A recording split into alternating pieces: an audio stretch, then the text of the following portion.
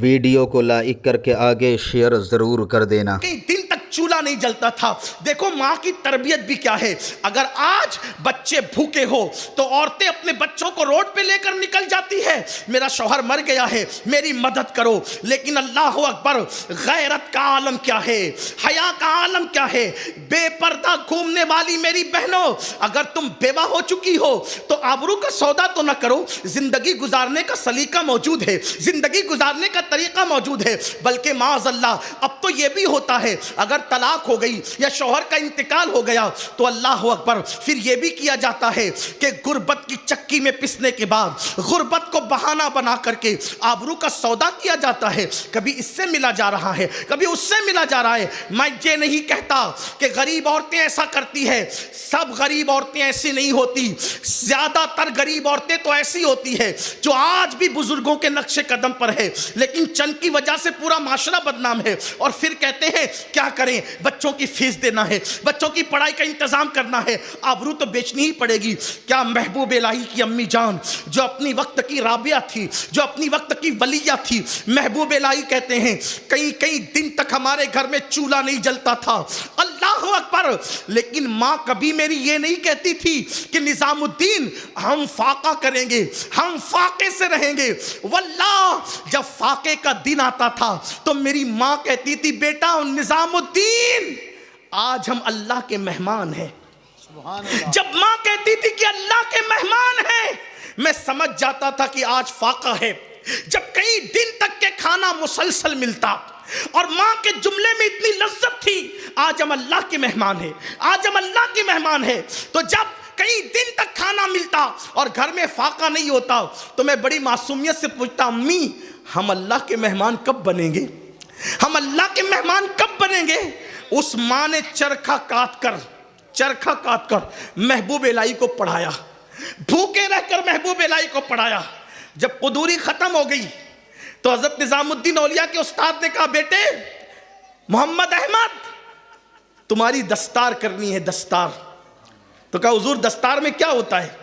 کہا دستار میں بچے کے سر پہ بزرگ لوگ امامہ باندھتے ہیں، بزرگ لوگ امامہ باندھتے ہیں، اور جتنے علماء آتے ہیں ان کو کھانا کھلایا جاتا ہے، یہ دستار کی رسم ہے۔ تمہاری امی سے کہنا انتظام کرے۔ کس شان سے کس غیرت سے زندگی گزر رہی تھی، استاد کو بھی نہیں معلوم تھا کہ نظام الدین کے گھر کے حالات کیا ہے، اس لیے کہا کہ تمہاری امی سے کہنا انتظام کرو علماء کا، دستار خرید کے لاؤ، ہم آئیں گے علماء کو لے کر دستار باندھی جائے گی۔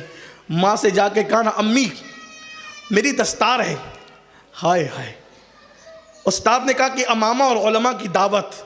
ماں نے کہا بیٹا تمہارے استاد سے چند مہینوں کی مہلت لے لو، چند مہینے کی مہلت لے لو، کیونکہ اپنی اتنی حیثیت نہیں ہے کہ ہم بازار سے دستار خرید کے لائیں، تو دن کو چرخہ کاتا کروں گی اور رات کو تمہاری دستار میں خود جو ہے وہ تیار کروں گی، اس کو بوندوں گی، میں اس کو اپنے ہاتھ سے تیار کروں گی، اتنے دن کے لیے ٹائم لے لو۔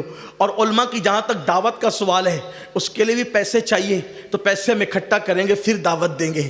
استاد کو جا کر کے کہا، استاد نے کہا دستار کا وقت آ گیا، تاخیر کیوں کرتے ہو؟ آخر کار کسی ذریعے سے پتہ چل گیا کہ اللہ اکبر پیسے دعوت کے لیے نہیں ہے، تو استاد نے جتنے پیسوں کی کمی تھی وہ پوری کی، اور حضرت محبوب الہی کے سر پہ وہ دستار باندھی گئی جو ان کی امی نے اپنے ہاتھ سے بنا تھا، اپنے ہاتھ سے تیار کیا تھا۔ اس درد اور اس کرب کے ساتھ غریبوں نے اپنے بچوں کو پڑھایا۔ یہ جو لنگڑا لولا بہانہ ہے نا کہ ہم غریب ہیں مولانا نہیں پڑھا سکتے، آج تو یہ بہانہ ہی نہیں ہونا چاہیے۔ اتنے بڑے بڑے مدرسے موجود ہیں جہاں فری میں پڑھائی ہو رہی ہے، پھر بھی لوگ نہیں پڑھاتے۔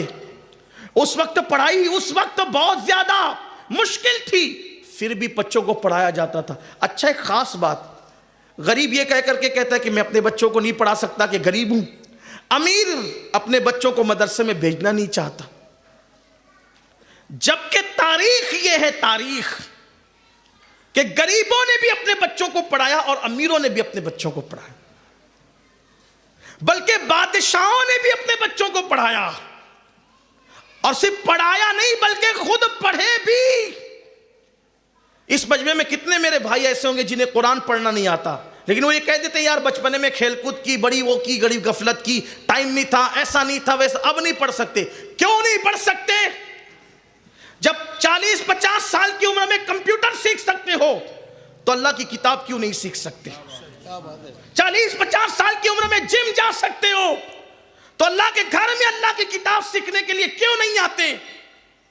40-50 سال کی عمر میں انگلش اسپیکنگ کورس کرنے جاتے ہو تو اس کے لیے کیوں نہیں آتے؟ اور ہمارے یہاں علم سیکھنے کی کوئی عمر نہیں ہے. ہمارے نبی نے فرمایا اطلب العلم من المہد الی اللحد، ماں کی گود سے لے کر قبر میں جانے تک علم حاصل کرتے رہو. ہمارا پورا زندگی کا سفر علم اور علم اور علم ہی ہے. طالب علم بن کر زندگی گزارو، اس لیے کہ طالب علم کی شان یہ ہے کہ طالب علم جس قبرستان سے گزر جاتا ہے اللہ 40 دن کے لیے اس قبرستان سے اپنے عذاب کو اٹھا لیا کرتا ہے. آؤ سیکھو، ٹائم نکالو. اگر 1 گھنٹہ دیا نا اچھے عالم اور اچھے قاری کو، قرآن سیکھ لو گے اور سیکھ سکتے ہو.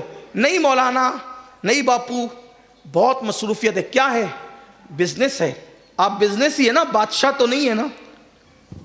اگر بادشاہ چاہے تو بادشاہ بھی سیکھ سکتا ہے قرآن. بزنس سنبھال کر نہیں، صرف بادشاہت سنبھال کے بھی سیکھ سکتا ہے. کیا ہندوستان کی تاریخ نہیں پڑھی؟ ایک دن اورنگزیب عالمگیر کے دونوں بیٹے اعظم اور معظم دونوں کو حافظ قرآن ہو گئے. تو اورنگزیب نے اپنے بیٹوں کو کہا جاؤ دادا کو سلام کرو. یہ اورنگزیب بھی بیچارے بڑے مظلوم ہیں. جس بیٹے کا اتنا ادب و باپ کے حوالے سے کہ بیٹے حافظ قرآن بنتے ہیں اور باپ کو سلام کرنے آتے تو کہتے پہلے مجھے نہیں اپنے دادا کو کرو. جو اتنا ادب کرتا تھا اپنے باپ کا، اسی پر الزام رکھ دیا تاریخ نے. اس نے تو اپنے باپ کو قید کر دیا تھا، قتل کر دیا تھا. واہ صاحب، کیا دن دکھایا اچھے لوگوں کو، بدنامی کیا. جھوٹ ہے، مکر ہے، فریب ہے، مکاری ہے. اورنگزیب کا ایک ہی قصور ہے کہ وہ دیندار تھا، اسی لیے بدنام کیا. ورنہ اکبر کو اکبر اعظم کہتے ہیں، اکبر دی گریٹ کہتے ہیں. یہ اکبر اعظم کیسے ہو گیا، دی گریٹ کیسے ہو گیا؟ کیونکہ وہ ملحد تھا، دین کو نقصان پہنچانے والا تھا. لوگوں کی فکر ہے جو بھی دین کو فائدہ پہنچائے اس کو ڈیمیج کرو، اور جو دین کو نقصان پہنچائے اس کو اٹھاؤ اوپر، عزت دو. لیکن تاریخ پر کالک پوت سکتے ہو، تاریخ کو مٹا نہیں سکتے.